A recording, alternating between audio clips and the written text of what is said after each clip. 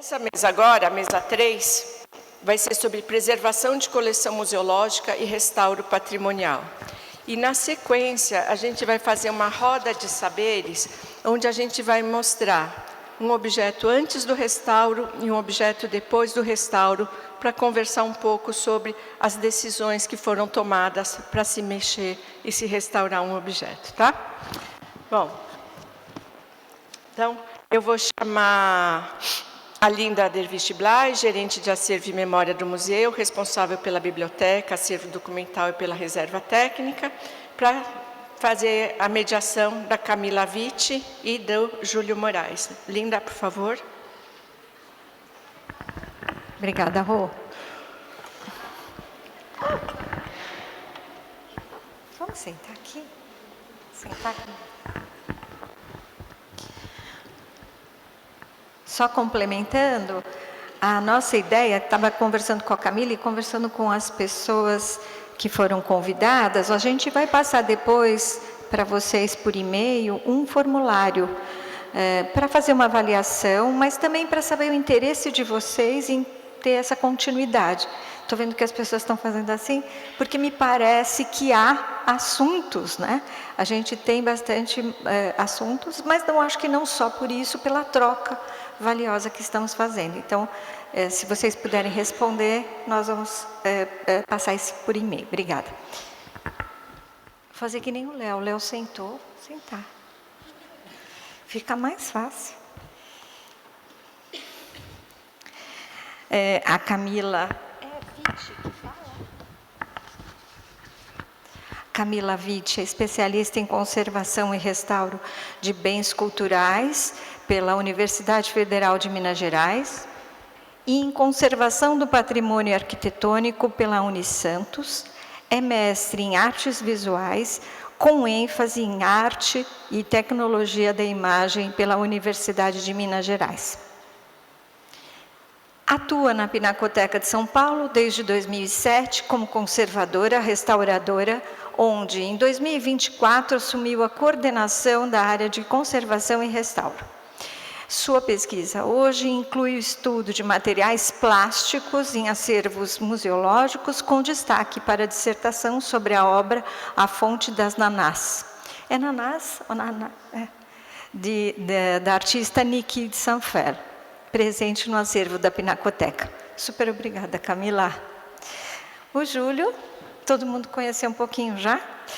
O Júlio é especializado em conservação e restauro de bens culturais, com experiência em pintura mural, escultura, talha, imaginária sacra e apoio ao restauro arquitetônico. Muita coisa, hein? Foi professor do curso de graduação em Conservação e Restauro pela PUC de São Paulo, sócio das empresas Júlio Moraes Conservação e Restauro Limitada e Júlio Moraes Consultoria Limitada, voltadas à preservação do patrimônio cultural. Foi organizador e professor do curso de Conservação e Restauro da PUC São Paulo, além de autor de artigos e publicações especializadas na área. Muito obrigada. Nós vamos começar com a Camila. Tem água aqui, viu?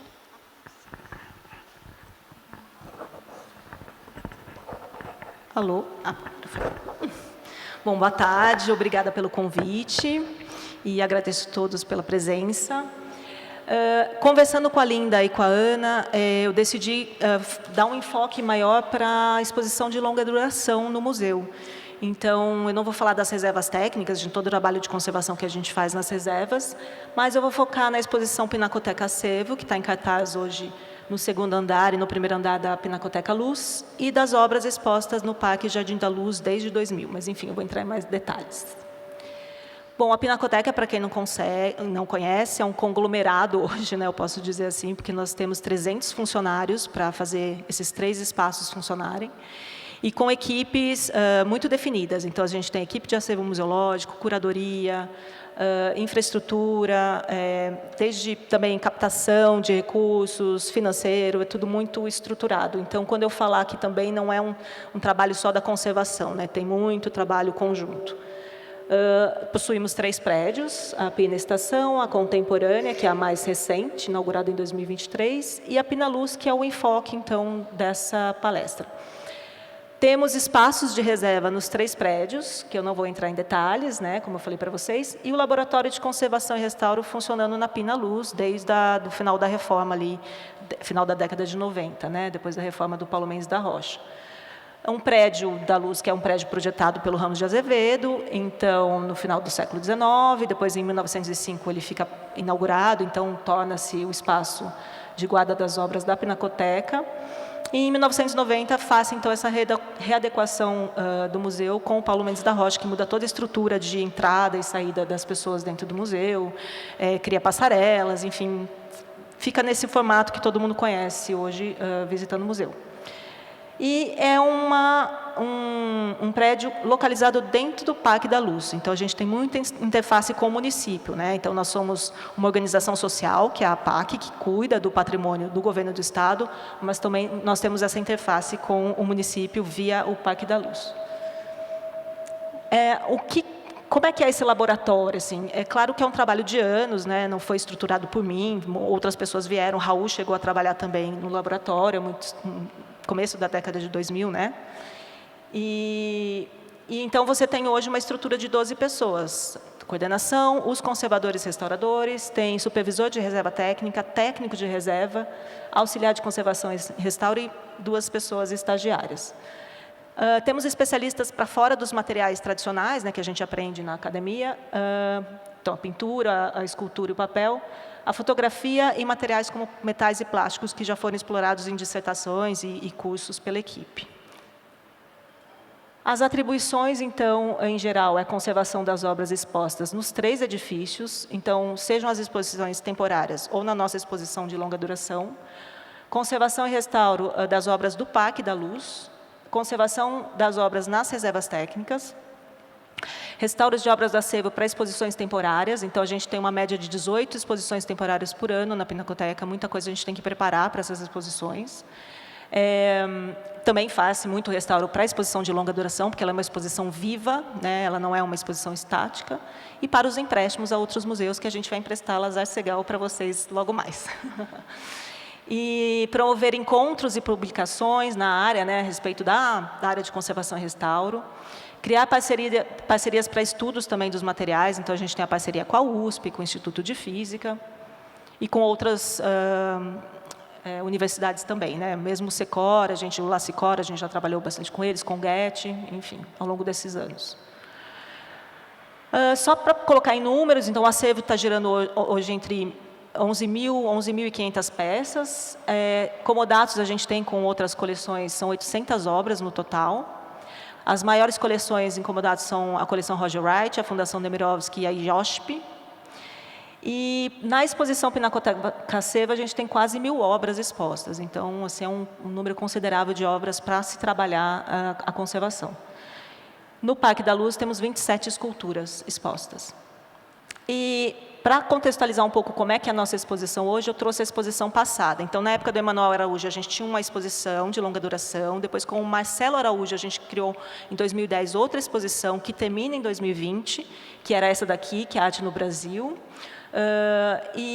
que foi de 2010 a 2020. E ela tinha um aspecto cronológico. Então, você começava lá com a Brasiliana, século XVI, e vinha caminhando assim, uma profusão de obras do século XIX, que é o nosso recorte maior, até chegar no modernismo, dentro do Prédio da Luz, e depois, para compensar e trabalhar um pouco a contemporaneidade, a gente trabalhava nos outros prédios, quer dizer, no outro prédio, que a contemporânea não existia ainda, né? Então, no prédio da estação, por meio de exposições temporárias.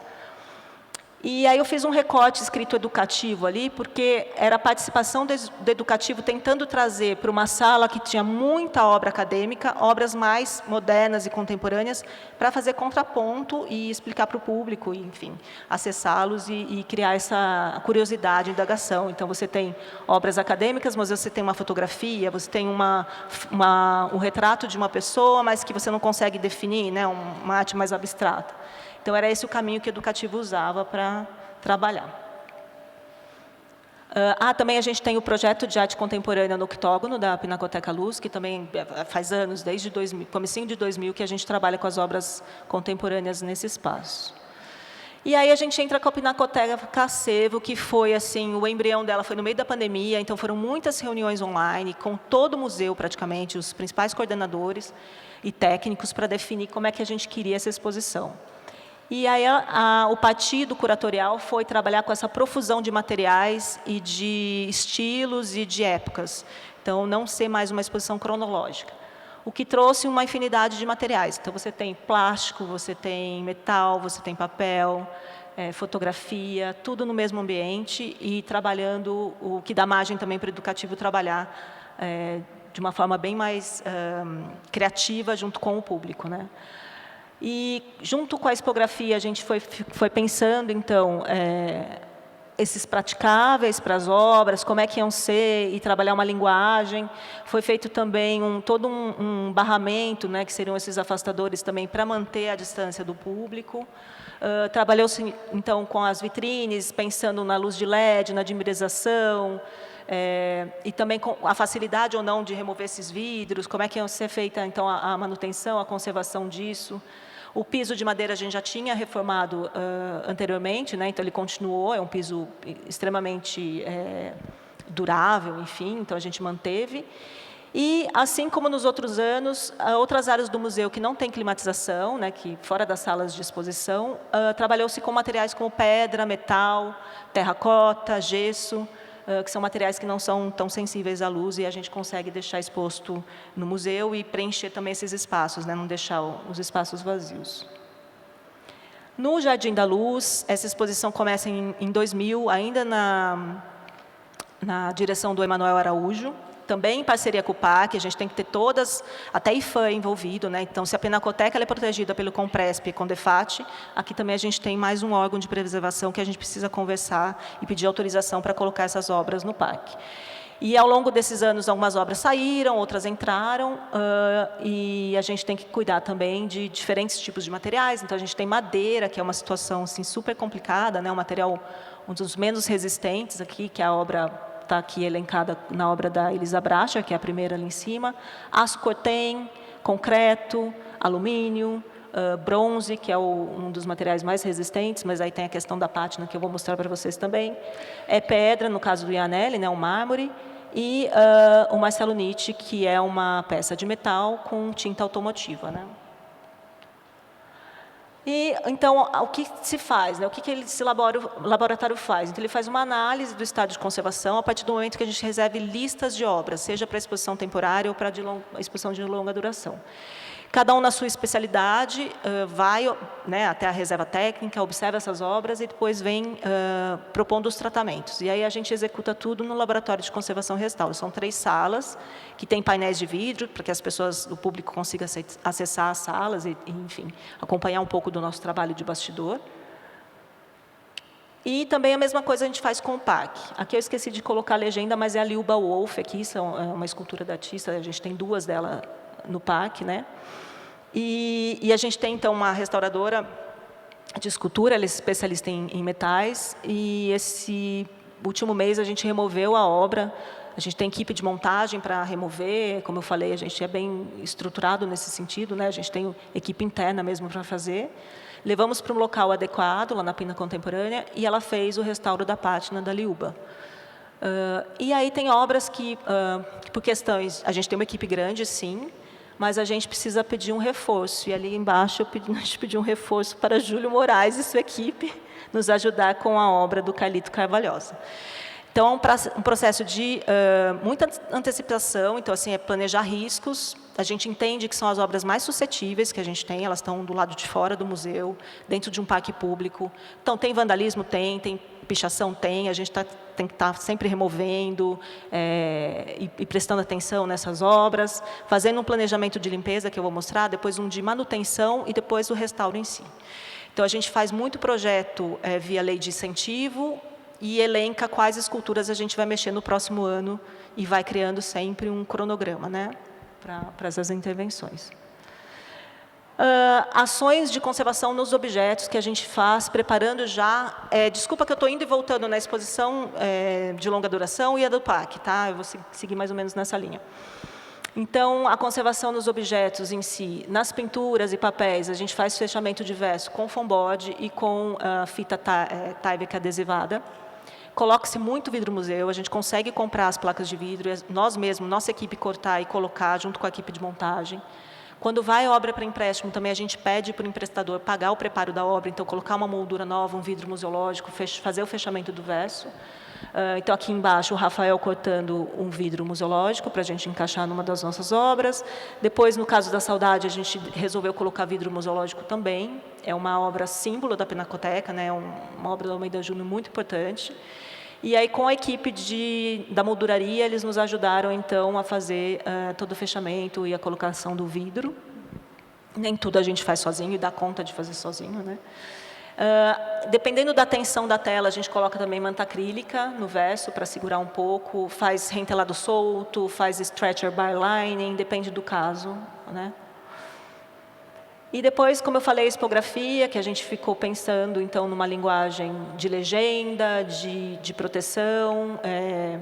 Depois também os papéis nas vitrines, como a gente, por questão orçamentária também, não dava para colocar tudo com moldura e vidro, a gente desenvolveu um passepartout vertical com um requadro atrás, para que ele saltasse da parede, e as obras são fechadas num envelope de Melinex, e a gente tem muito mais facilidade também de repor essas obras. Como são papéis, a gente frequentemente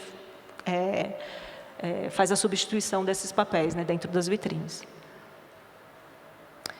Laudos de estado de conservação é uma das melhores ferramentas que a gente tem de monitoramento. Então, nessas 900 obras, a gente está terminando de fazer laudos, porque como ela é uma exposição que vira e mexe, se alterna muito e se altera muito a obra. Então, se o Museu Judaico nos pede emprestado um Lazar Segal que está em exposição, a gente tem que achar outra obra para colocar no lugar, e essa obra vem para cá, e a gente tem que fazer o laudo dessa obra também. Então, a gente está em constante processo de se fazer laudo de estado de conservação.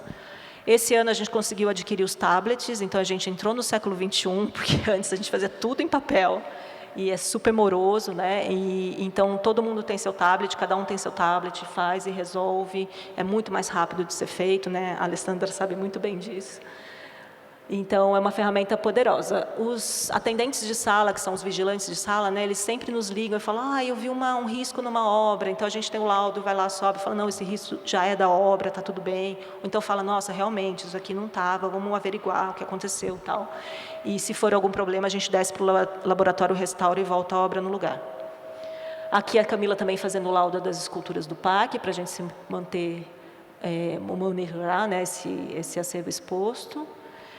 E higienização das obras.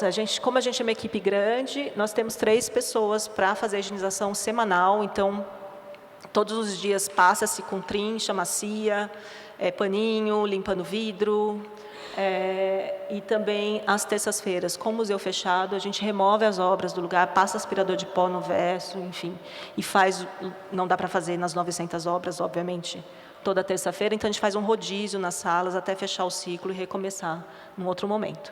Então, eles fazem essa higienização mais mecânica. Os conservadores e restauradores já partem para remoções de manchas e qualquer coisa que apareça, vão em loco mesmo, a gente monta andaime. Fizemos ontem a renovação do nosso treinamento de NR35 para a gente poder subir nos andaimes e escadas e fazer as coisas com segurança, né? Tem até a Geni também, que a gente tem o equipamento, né, que é uma plataforma elevatória para fazer as higienizações. No parque também a gente, então, como eu falei, faz limpeza, que é essa limpeza semanal com o parque fechado às segundas-feiras. Manutenção, que a Camila vai lá e passa uma cera, ou vê se alguma conta aqui da Lígia Renato está quebrada, ela vai lá e faz o restauro pontual. E depois a restauração em si, que é aquele projeto que eu falei para vocês, que muitas vezes a gente não dá conta de restaurar, então tem que chamar as empresas, terceirizar o serviço, né? Controle ambiental e monitoramento, acho que todo mundo falou bastante aqui. Sim, a gente tem o sistema que o americano chama de HVAC, que é então você tem o aquecimento, ventilação e o ar-condicionado. Também fui num curso do GET agora em julho, discutindo então tudo isso que o Raul falou sobre alterar um pouco os padrões de, né, aumentar, diminuir, enfim, de umidade e temperatura. Aí, não ia falar de reserva técnica, eu prometi, Ana, mas eu só vou fazer uma. A gente tem uma reserva na estação, que a gente definiu que lá ficariam, então, pedras, vidros, metais, então, materiais mais robustos, que a gente ia colocar uma ventilação cruzada e desumidificador. E o prédio da estação... Desculpa. Ah, tá bom. Nossa, faltam 10 minutos, tá bom, vou correr. E as paredes da estação são paredes grossas, assim como o prédio da Pina Contemporânea, então fez-se uma caixa dentro da caixa, e a gente manteve assim, com uma umidade relativa de 50%, assim, ao longo do ano, só a temperatura mesmo que variava, dependendo do dia, ela subia um pouco mais, um pouco menos. Fazendo vistorias, que também é uma coisa que a gente faz muito em reserva técnica, que é contratar a empresa, no caso dessa reserva que a gente tem, que são esculturas muito pesadas, né?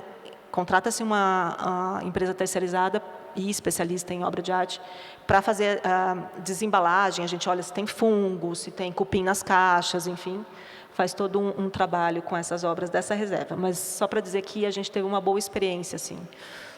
E aqui, então, a gente faz um monitoramento com os textos, que o pessoal falou, tem que trocar pilha mesmo, tem que mandar aferir todo ano, então a gente faz um rodízio também, cada ano faz uma parte dos textos, né, a aferição. E a gente trabalha com o divisor dentro da reserva e com o totalmente fechado na área de exposição e ainda com o sensor de iluminação quando a gente quer medir lux. Então, a gente deixa do lado das vitrines ou dentro das vitrines, faz esse acompanhamento também com o Datalog e da Texto.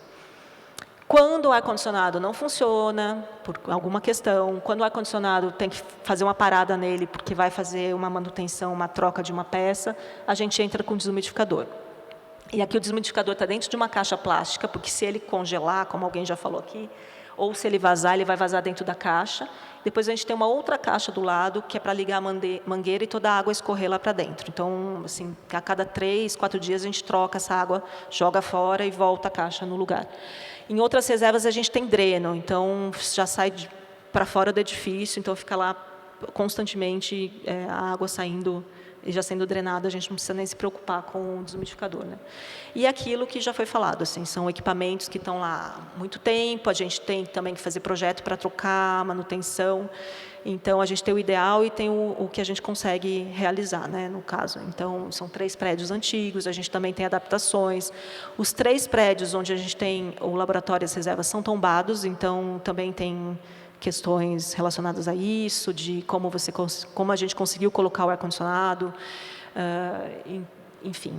Então, tudo isso, acho que todos os museus têm esses desafios, e acho que é o desafio museológico mesmo, né? Controle de iluminação, então, no prédio da luz. Aqui na parte de baixo, a gente tem o fechamento, porque a gente tem reserva técnica, então, fechamento com metal, com barreira, né, com materiais de isolamento térmico. Nos outros andares, a gente tem ou o insufilme, né, que é a marca, na verdade, né, uma proteção no vidro, ou o uso de cortinas também. Nas clarabóias dos pátios, a gente tem o insufilme também aplicado nos painéis de vidro ali, e também outros painéis de vidro que a gente tem pelas salas de exposição. Então, aqui embaixo, não sei se dá para ver, a entrada enorme de iluminação na sala, e depois, quando a gente colocou o insufilme, como melhorou a entrada de luz. Obras, como eu falei, a Nikita Sanfali, que a Linda citou, né, que foi o estudo de caso no meu mestrado, fica exposta à luz. De vez em quando, a gente bate uma lixa nesse verniz, repassa o verniz, porque além da luz tem a água também correndo, e não tem climatização nesse espaço, né, então a gente está sempre de olho na Niki para fazer essa manutenção. Usa-se muito o luxímetro, então terminou uma exposição temporária ou uma substituição na seva, a gente vai lá com o luxímetro, com o pessoal da elétrica para mexer e dimerizar as lâmpadas. O Datalog já mostrei, e o uso de vidro museológico, como eu também falei, né? A gente também faz essa barreira contra a luz UV. Preservação digital, coloquei bem pequenininho assim, mas só para resumir. A gente, então, recebe as mídias dos artistas, a gente guarda essas mídias originais, passa toda a informação para o computador, para uma nuvem chamada SharePoint da Microsoft. Depois, o pessoal de TI ainda faz uma réplica das obras, né? Que são vídeos, matrizes digitais de fotografia. Replica isso no Azure, que é uma outra nuvem da Microsoft, que paga também. E depois, lá na biblioteca, a gente tem o Arquivemática, que é um repositório seguro. E a gente joga essas obras também para lá. O Arquivemática é como se fosse um cofre que você não deve ficar acessando, né? A gente nem tem Eles têm alguns módulos, né? A gente nem tem um módulo de ficar acessando toda hora e pegando essa informação para poder usar, né? Então, essa redundância de ficar replicando o material em vários lugares é que faz com que a conservação aconteça, né? E a gente tem também um pessoal dentro da casa que cuida de audiovisual, eles nos ajudam muito com... Às vezes a gente vai tentar colocar um arquivo para rodar de vídeo e eles têm que fazer alguma alteração, a gente entra em contato com o artista, faz a alteração e acaba gravando nesse SharePoint ou nesse arquivo Ematica o vídeo original entregue e o vídeo que a gente teve que mexer. Então, assim, sabe, sempre compilando e guardando informações, não deixando nada se perder. Então, aqui embaixo eu coloquei um vídeo que estava lá exposto na Pinacoteca Contemporânea e fotografia. Fotografia analógica é uma parte muito pequena do nosso acervo fotográfico. A maioria é saída digital e impressão, né? Mas não que a gente não tenha problemas. Tem muito artista que entrega fotografia colada em segundo suporte, então PS, ou um suporte ácido, e aí a gente tem que começar a trabalhar com isso. Muitos artistas nos dão, na seção de direito de uso de imagem, né, eles nos dão direito, e a matriz também, da gente reproduzir isso no futuro, que também é uma maneira que a gente tenta preservar. A gente também faz foto da foto para ter um registro da fotografia, não como matriz digital, mas como registro mesmo, né? Então, assim, é uma infinidade de coisas. Eu poderia falar até de time-based media, que a gente tem já problemas dentro da Seiva. A gente tem uma obra da Ianoar, da Cláudia Andujar, com o Leandro Lima e a Gisela Mota, que usa um retroprojetor. E a gente só tem, até hoje, um retroprojetor no museu que, graças a Deus, ainda funciona com a lâmpada certa, correta, mas, assim, no futuro, como pensar quando esse retroprojetor, de fato, a gente não encontrar em lugar nenhum mais para alugar, como é que a gente vai fazer com essa obra, né? Então, a gente já fez entrevista com os artistas, já colocou esse problema em pauta e já fizemos seminários também na Pinacoteca junto com a Tate. A gente fez um seminário, acho que 2018 ou 2019, só para tratar desse tema também e a gente começar a mexer um pouco mais nessa parte da preservação. Então, as entrevistas dos artistas são ferramentas assim maravilhosas, né? Você poder conversar com eles no ateliê deles. Nesse caso foi a maravilhosa Rosana Paulino, que estava conosco. A gente tem uma obra que está aqui embaixo, nessa fotografia aqui do meio, que chama-se Parede da Memória. Ela tem fotografias que ela pintou primeiro as imagens em aquarela, fotografou, depois mandou imprimir a fotografia, depois passou um papel japonês na frente desses patuás, e a gente tem, são 1.500 patuás que a gente tem no acervo.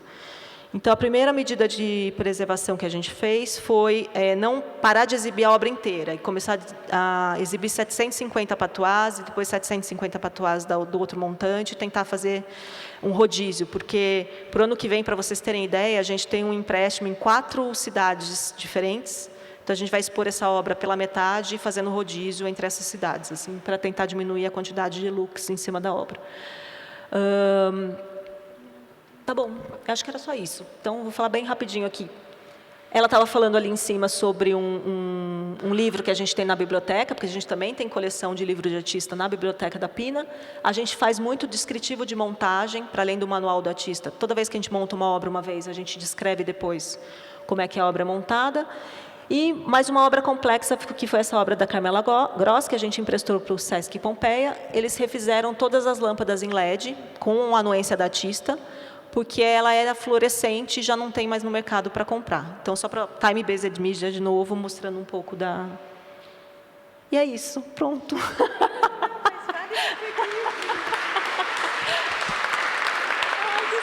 linda. Sim, aqui, se puder voltar, só para eu mostrar a equipe. Aqui, pronto. Tem um e-mail geral, Conservação e Restauro, quem quiser escrever para a gente. Toda a equipe inteira recebe mensagem nesse e-mail. Um pouco do pessoal aqui, não tem todo mundo nessa foto. Mas é isso, queria agradecer muito pelo convite.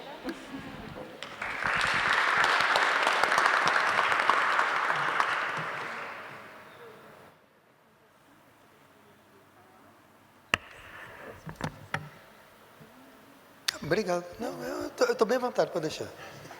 É que o Júlio falou que não sabia se apresentar ou não. Eu estou aqui cochichando falando, se você não quiser apresentar os slides... Não, eu estava pensando, vou botar esses slides aí. Eu acho que até pode ser interessante, porque em vez de falar sobre um tema específico, assim, eu pensei, especialmente depois de uma visita que fizemos aqui ao museu na semana passada, fomos muito bem recebidos, né? Eu e Camila viemos encontrar aqui com a equipe do museu, né? Pensei, não, vou fazer umas provocações, umas coisas assim, né?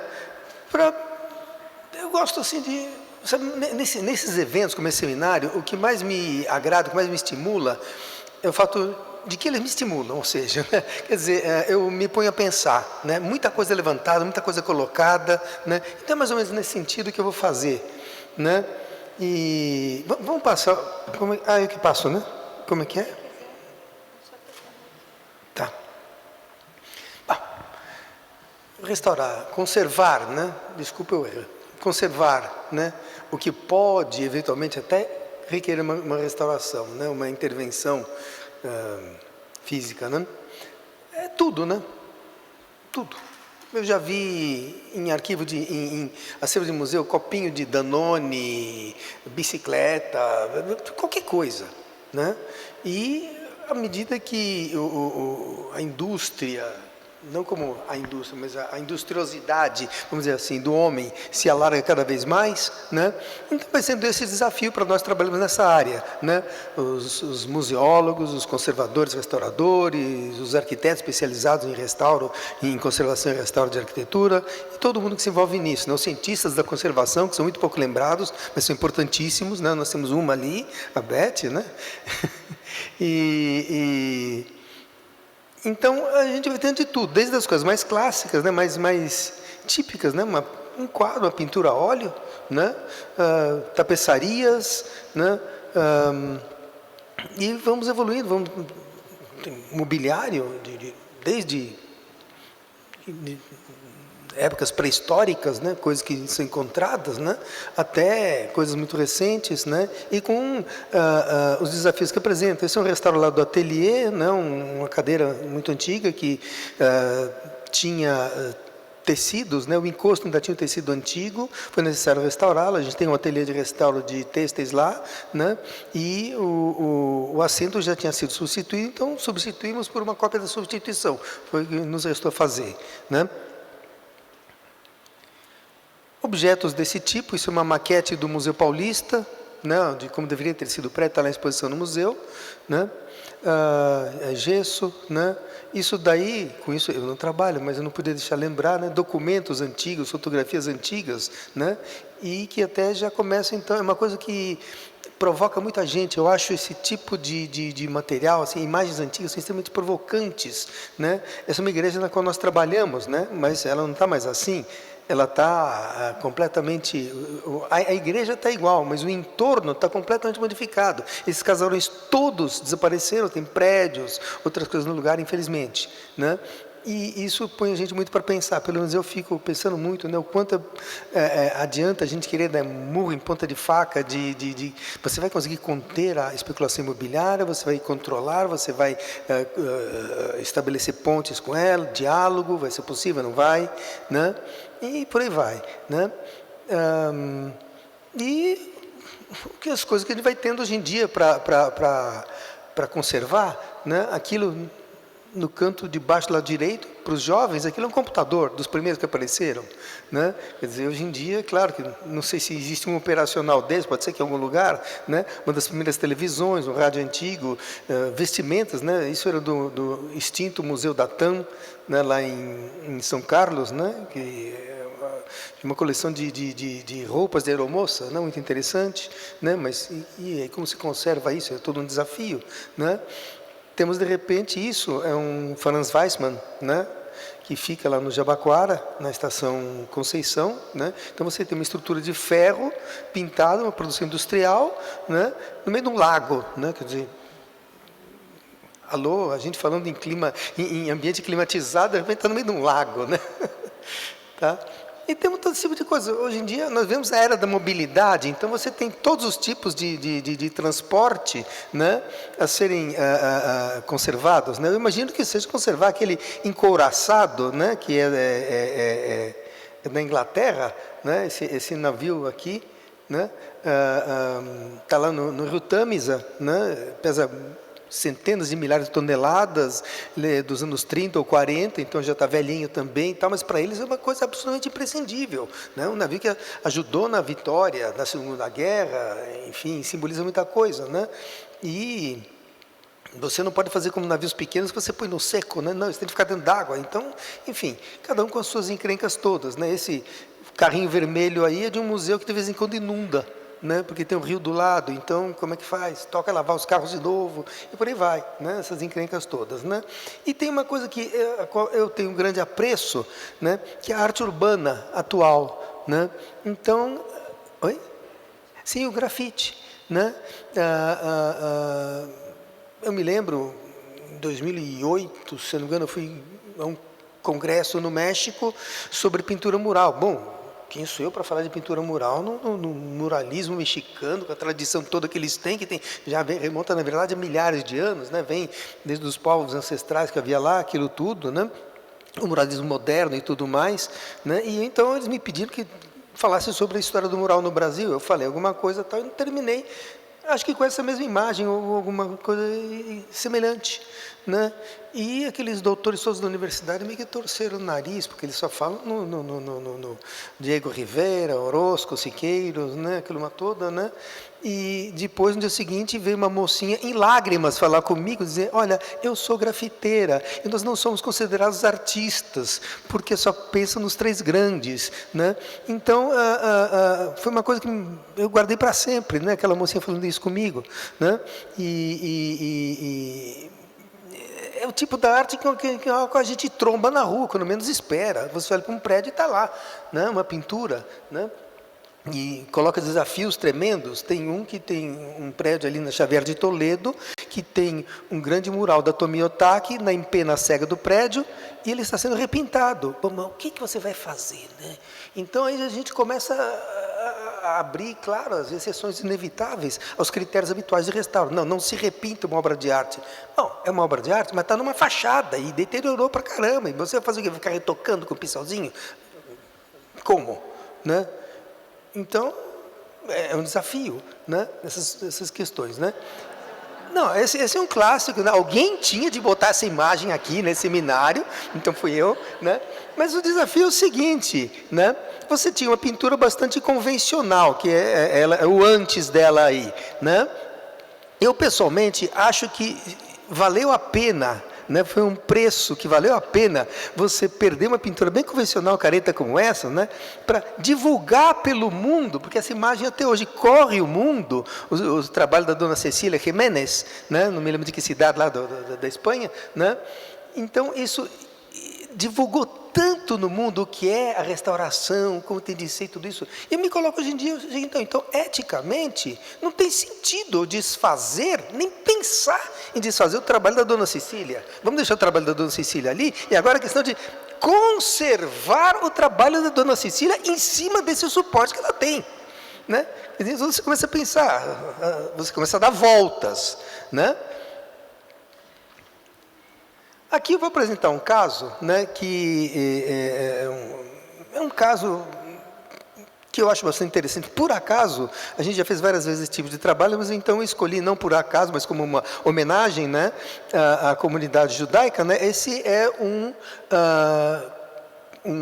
mural, né, que existia no primeiro prédio da Escola Renascença. Para quem não sabe, é uma escola judaica muito tradicional, né? Já está no terceiro prédio, isso era do primeiro prédio, né? Então, feita por um artista, né? Um artista judeu. Ele tornou-se israelense, nascido na Alemanha, fugiu a tempo, né? Foi lá para o Oriente Médio, né? Se estabeleceu lá no kibbutz, né? Antes da formação do Estado de Israel, e começou a trabalhar lá, né? E ele veio para cá representando Israel na primeira Bienal de São Paulo, né? E o Yohanan Simon, né? E ele é bastante conhecido em Israel, né? E foi muito interessante, porque se você conhece os trabalhos dele antes e depois do Brasil, ele muda completamente o trabalho dele, né? Então, você tem aquela coisa de uma clássica formação alemã, aquela coisa soturna, toda formal, toda careta, e de repente ele volta fazendo uns desbundes coloridos para lá. Ele passou um ano aqui, depois passou um ano no Peru, né? E voltou para lá todo tropicalizado, que foi muito interessante, né? O que eu acho que até é mais apropriado para o clima de Israel, né? Que também é quente, né? E isso daí é o estado da obra antes, né? É uma pequena demonstração de caso, né? E eu já digo por quê, né? Infelizmente ficava bem na entrada, né, onde os alunos passavam carregando mochila, e raspavam tudo, né? Tem problemas técnicos também, né? Isso daí, é naquela hora que a gente começa eu quase morro de catapora nessa hora, porque é na hora que você pega uma maquita e corta o mural. A gente tinha um tempo muito exíguo para retirar esse mural daí, né? Tirar inteiro, impossível, porque ele era uma parede de alvenaria de tijolos, mas em alguns lugares tinham vigas e pilares de concreto, então aí é diferente. Então a gente tira o reboco, vamos dizer assim, o revestimento da parede com a pintura em cima, né? Então, acompanhando as linhas de composição, sempre que foi possível, em outros lugares não, né? A gente começou o corte com a lâmina mais fina possível, né? Para ir removendo os pedaços, né? Isso daí já durante a remoção, né? Aí, muito resumidamente, você aplica pela frente, você limpa, inverniza bastante e tal, uma camada de proteção na superfície da pintura, gruda, adere ali um tecido que depois você vai fixar numa prancha de madeira e vai soltar da parede, né? E depois então você remonta isso em outro lugar, né? Isso daí já carregando um dos pedaços, né? Aí o prédio havia sido comprado e presenteado para fazer uma yeshivá, né? De um grupo bastante tradicional, né? E eles disseram, nós não gostamos disso, isso ofende a Deus, né? Enfim, a interpretação deles, né? A primeira coisa que nós vamos fazer vai ser destruir isso, né? Então a secretária do Colégio Renascença correu atrás e procurou, lançou na comunidade judaica no mundo quem ajuda a salvar isso.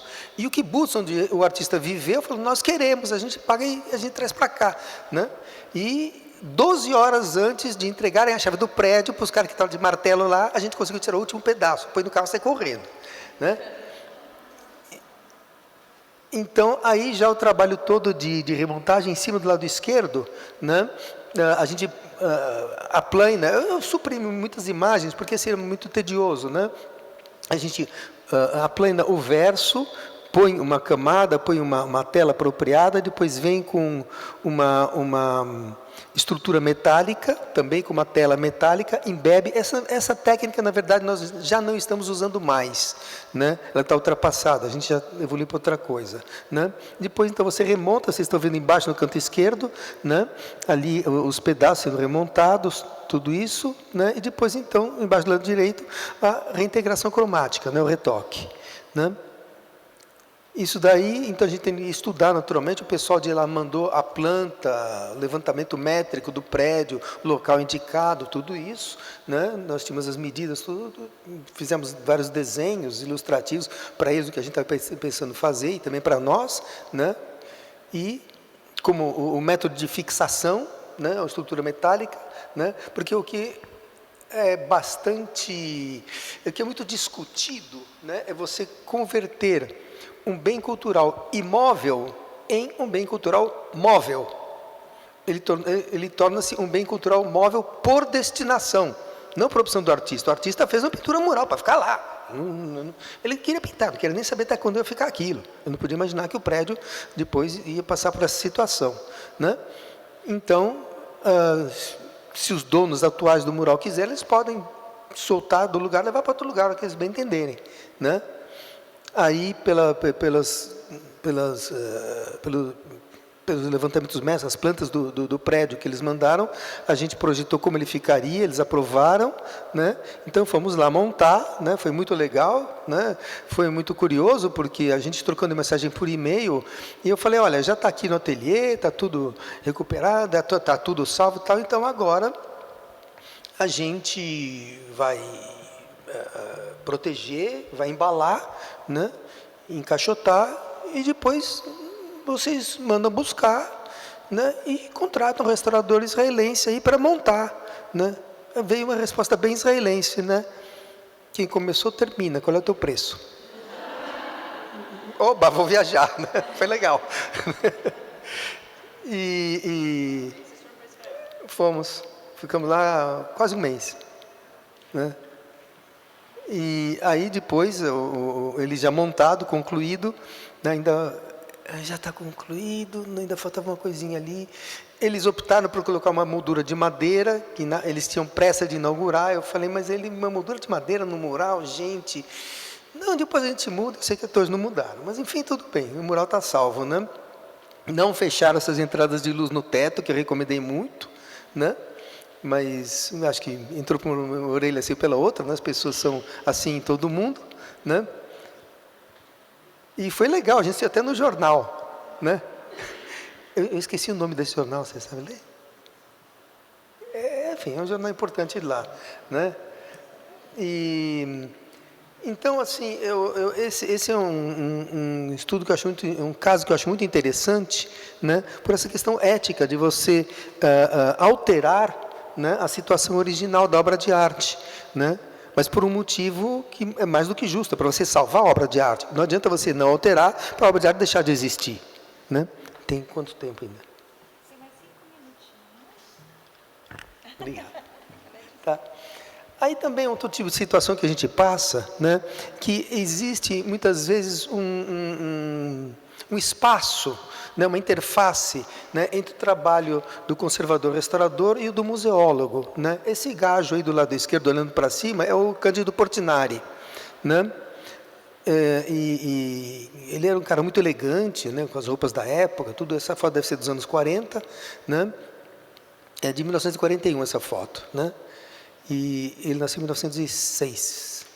E então o Museu Casa de Portinari, que fica na cidade de Brodowski, perto ali entre Ribeirão Preto e Franca, né, que a gente acompanha há muitos anos esse museu, ele tem essas roupas. E estava com um problema, porque estavam em manequins comuns. O que acontece? O tecido ficava pendurado com pregas. Você cria esforços pontuais, você vai acabar provocando rasgos no tecido, né? E depois o Cândido Portinari tinha 1,52 m de altura, né? E o manequim que tinha era um manequim normal para alguém de 1,70 m, então ficava a camisa aqui em cima e a calça lá embaixo, então estava tudo errado, né? Então a diretora lá, que é uma museóloga muito proeminente, a Angélica Fabre, ela nos solicitou, olha, eu preciso solucionar essa situação, né? Então, nós desenhamos, projetamos um manequim reproduzindo as formas e dimensões, volumes todos do corpo do Portinari a partir do exame das roupas dele, né? E, inclusive, houve um problema, porque ao longo da vida ele foi engordando, como todo mundo, né? E o que aconteceu então, né? Isso daí foi um manequim base que foi feito, né? Depois nós adicionamos os braços, né, em função das roupas, né? E daí uma roupa do lado esquerdo antes no manequim comum e do lado direito depois no manequim feito sob medida para as roupas, né? É gozado, o corpo feito para a roupa, não a roupa feita para o corpo, é um caminho inverso, né? Mas enfim, acho que funcionou, né? Aí a Paula, que é minha esposa e sócia, né, ajustando, né, nesse caso um manequim que já precisou colocar uma barriguinha. Vocês estão vendo ali uma barriguinha colocada? Porque era uma roupa de uma outra época da vida dele, né? Era um smoking muito elegante, né? Também no lado esquerdo no manequim anterior, do lado direito no manequim sob medida, né? Aí é um detalhe de uma foto com o Portinari vestindo o smoking, e do lado direito o smoking atualmente, né? Então, quer dizer, não está sem prega, está tudo liso, tudo de acordo, né?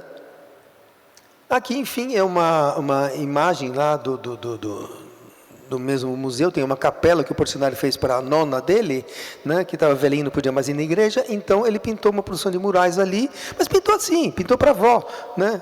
Se um dia cair, faz mal, mas faz, né? Para a gente faz muito mal se cair isso daí, né? Então, é uma luta para preservar isso, né, que já vem há muitos anos, e aqui eu presto uma homenagem aos cientistas da conservação, né, e à tecnologia toda, né, quando nós restauramos pela primeira vez, em 1993, esses murais todos. Na verdade, nessa capela são 9 murais, esse é um dos personagens, é um São Francisco. Quando nós restauramos em 1993, nós sabíamos que nós tínhamos uma limitação técnica muito grande, né? Não havia uma série de análises, de exames que existem hoje, estão disponíveis, né? Então, nós nos contivemos naquela restauração, fizemos o mínimo possível, estritamente necessário, para estabilizar e dar uma condição de exposição às pinturas. E agora, depois desses anos todos, né? Isso foi em 93, né? Depois desses anos todos, agora, a gente está desenvolvendo um projeto, né?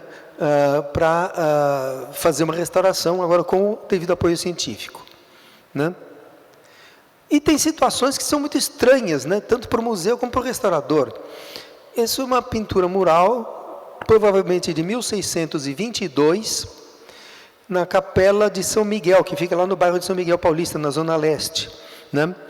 Então, a capela era dos jesuítas, eles foram expulsos do Brasil, vieram São Franciscanos e colocaram um altar na frente, né? E pintaram o resto da igreja, rasparam tudo, e atrás do mural ficou preservada uma pintura dos jesuítas, muito antiga, né? Aí o mural tinha sido desmontado, nós restauramos, e aqui também aproveito para abordar um pouco a questão do critério de restauro. Vocês acham que essa pintura já está restaurada? Já está. Sim, porque foi de comum acordo com o IPHAN, né, foi acertado o seguinte: escuta, isso assume o caráter de um achado arqueológico, praticamente. Em arqueologia não se restaura, se estabiliza, né? Então foi isso que nós fizemos, nós limpamos, estabilizamos aquelas marcas de barro em cima daquele pequeno nicho ali, né? É do mesmo barro do local, né? Que a gente viu que o barro era tirado ali no local mesmo, né, na várzea do Rio Tietê, né, e então preenchemos aquilo dali para ajudar a estabilizar. Isso que foi feito, né. No entanto, tem um problema. Isso daí é do tempo dos jesuítas, e a capela também tem de documentar os franciscanos que vieram depois, então você fica no impasse, né. Aqui a gente estava terminando de montar, então vou acabar. A gente estava terminando de montar o altar, né, e escondendo novamente as pinturas, né? Não foi aprovado no projeto de mobilização do altar, em que ele giraria sobre um eixo, você vê, e fecha. Essa capela está musealizada, portanto, é uma situação para um museu, né? Aquilo de museu estabelecido em prédio histórico, né? Isso daí é uma outra situação muito comum. A Igreja Matriz de Itu, nós íamos restaurando lá do fundão para frente, quando chegou na saída do Arco Cruzeiro, aí acabou a verba. Então, ficou uma parte toda restaurada, super colorida como ela era, e o resto aí naquele cinza que tinham acrescentado posteriormente, né? Isso também é uma coisa que eu acho muito importante. No lado esquerdo, Capela do Sítio Santo Antônio em São Roque, lado direito, Capela do Sítio Voturuna, né? Duas capelas bandeiristas do século XVII, né? Em que nós trabalhamos nas duas. E medindo e comparando, nós chegamos à conclusão que os dois formavam um altar só, que seria isso, né? Opa, desculpe. Tá? Então, eu acho assim, nós trabalhamos muito em conjunto com os historiadores da arte, e eu reputo isso absolutamente imprescindível, essa troca, né, com os historiadores da arte, com os historiadores em geral. Eles nos ajudam muito, nós nos ajudamos muito, né? Nisso eu critico um pouco a nossa categoria profissional, porque muitas vezes a gente termina o nosso trabalho e a gente sempre levanta informação, sempre extrai informação, né? Então, se a gente não consignar essa informação, não passar a quem interessar, né, isso se perde, né? Quer dizer, é uma grande chance que se perde, né? Gente, vocês viram, são só comentários, né? Eu estou acabando aqui, né? E são só comentários, só provocações, né? Porque em seguida a gente vai ter uma conversa, né? Então já fica aí, vocês sintam-se cutucados, por favor, tá? Obrigado. Alô. Gente, muito obrigada, uma delícia. Acho que a gente ficaria horas ouvindo. E a experiência da Camila também é fundamental, porque desde o começo eu falei isso para ela, a gente vive uma experiência parecida aqui com um patrimônio que já é o prédio, né? Então, a gente ficaria ouvindo mais tempo. A gente tem um tempinho para 2 perguntas, uma para cada um, assim ninguém fica triste. Já vi alguém levantar a mão lá atrás e já tem outra aqui. Então, obrigada, gente.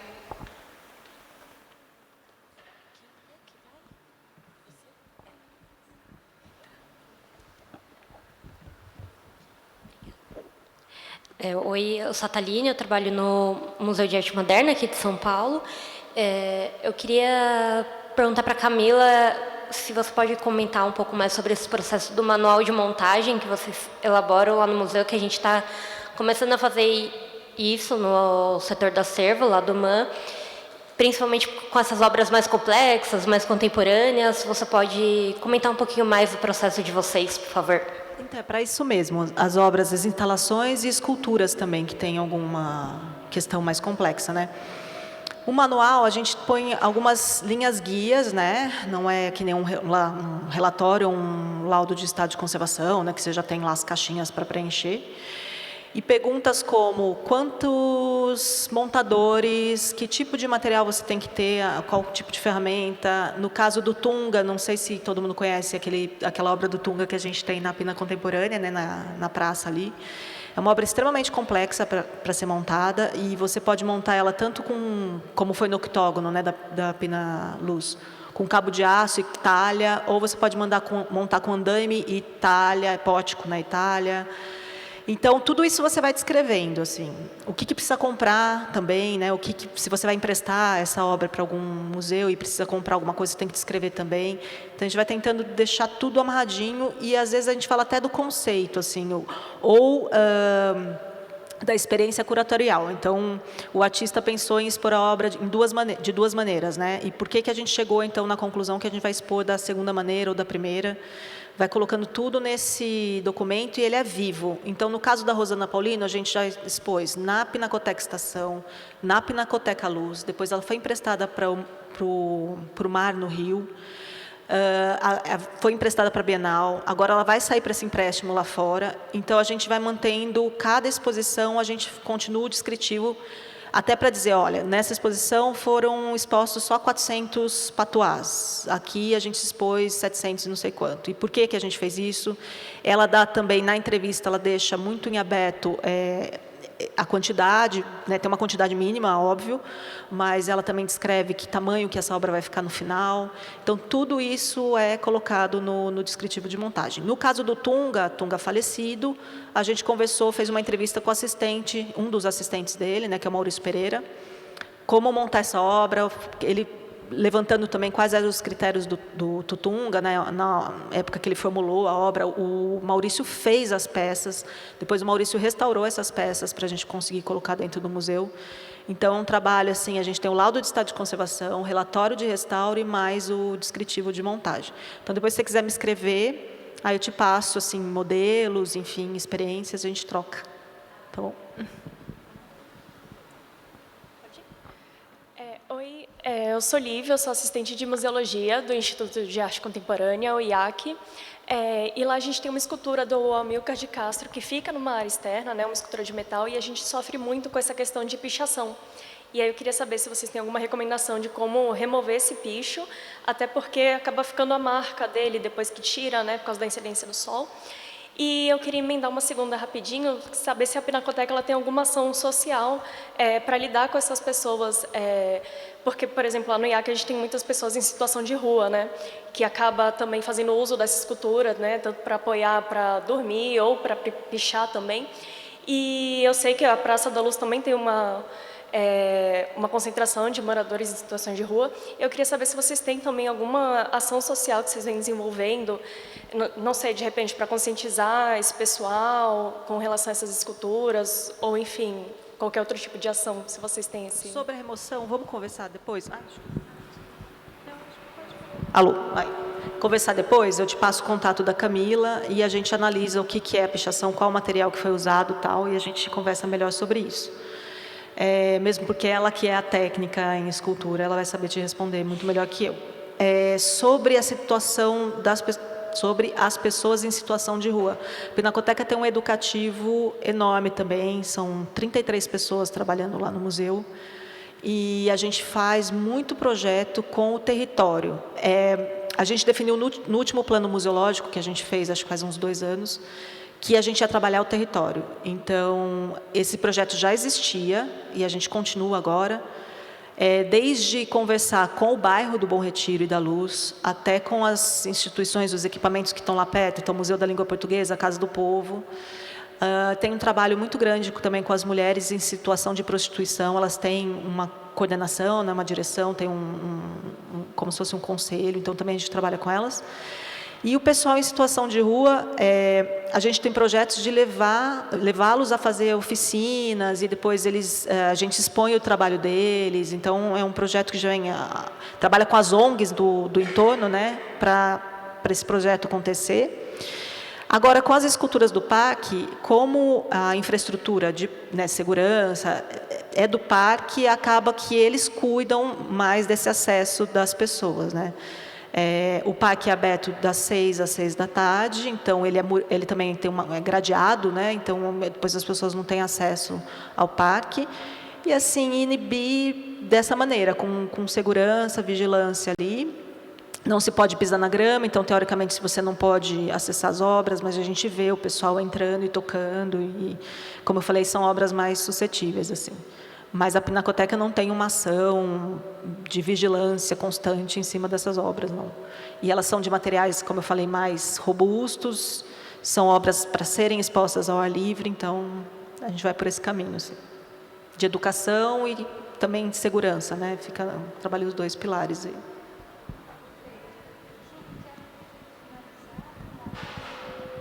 Não, achei muito... Alô? Ah, tá. Eu achei muito interessante essa última pergunta, né, porque coloca em evidência esse confronto que existe, né, entre dois mundos, né, quer dizer, a gente trabalha dentro de um mundo que pressupõe consciência, pressupõe até bem-estar, pressupõe muita coisa, né, e de repente você vê isso em choque, né? Não sei se vocês conhecem aquelas esculturas todas que tem pela Praça da Sé, né? Ali nos chamaram, vamos dar um trato nelas, fazer uma conservação nelas, aquilo tudo tal. Gente, a gente tinha de terminar o trabalho, né? E rapidamente tirar andame, tirar tudo e fotografar antes que alguém fizesse xixi. Não dava tempo às vezes. Isso para não falar outras coisas também faziam lá, entende? Quer dizer, é uma situação assim que aí escapa completamente ao nosso controle. Vocês ainda têm um pouco de domínio sobre aquilo que está num ambiente relativamente restrito, aquilo tudo. Mas e na Praça da Sé? Né? Monumentos públicos, né? Quantos monumentos públicos, quantos bustos de bronze desapareceram porque foram roubados para ser trocados por uma pedra na esquina ou para vender aquele bronze? Né? São Paulo perdeu muitos monumentos assim, muitos bustos e estátuas assim, né? Aquela Diana Caçadora linda, né, que tinha ali do lado do correio, está sem braço. Levaram o braço dela e o que vai fazer, né?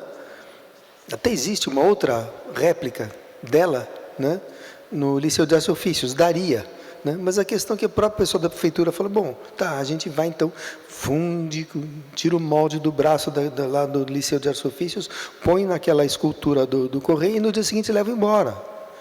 Né? Então, realmente são situações muito difíceis. Eu lembrei até de mais uma camada que a gente tem, que é o seguro das obras. Então, as obras que estão no Parque da Luz estão seguradas também, porque se tem galho de árvore que pode cair, enfim, uma ventania, sei lá, alguma coisa muito, granizo, qualquer coisa do tipo.